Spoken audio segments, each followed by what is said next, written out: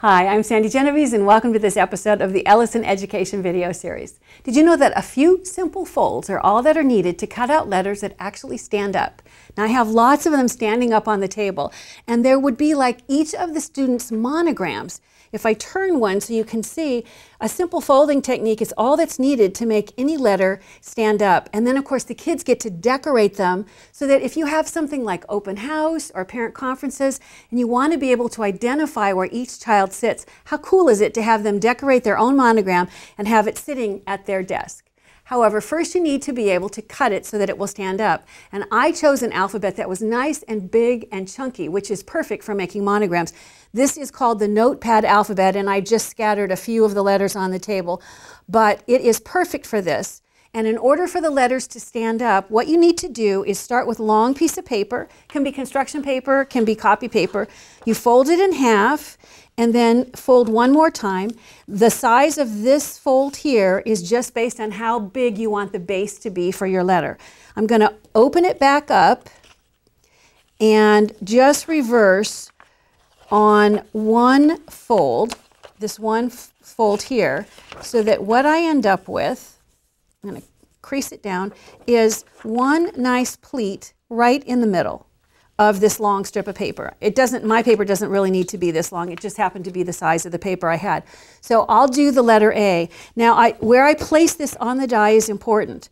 What I want is for it to be a base. So what I'm going to do is slide this down, and I'm going to leave the blade exposed on the very bottom, which will keep these folded edges intact.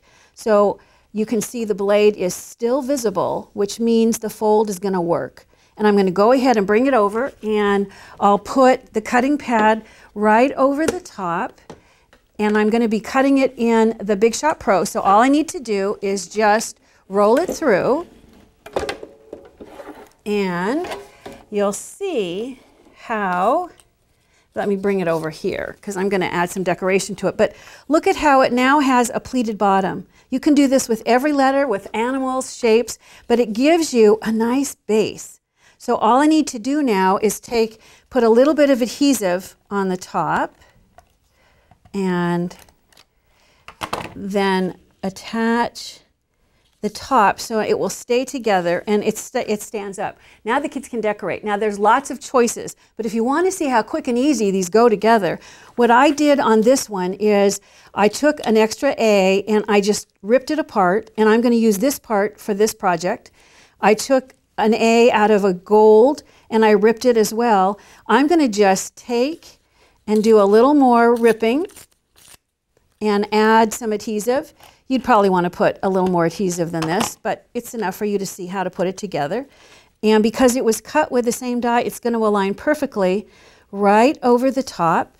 And then I'm going to rip more off of the bottom. What's going to happen is it will leave the orange that's in the middle exposed, which this way I'll have all three colors showing. And I'm going to line this up with the bottom and then press. And if you want to add things, look at how easily you have a nice letter put together. If you want to do things like you want to add punches, it's an easy thing for polka dots to just take circle punches, and you can either use the punch or you can use the piece that's left over from the punch and let the color from behind show through. But that quick and easy, you can create all these cool letters. Now, whether your monograms are intended to identify student desks for open house or for parent conferences or maybe just for fun because it makes your class look so great, your students will love making them.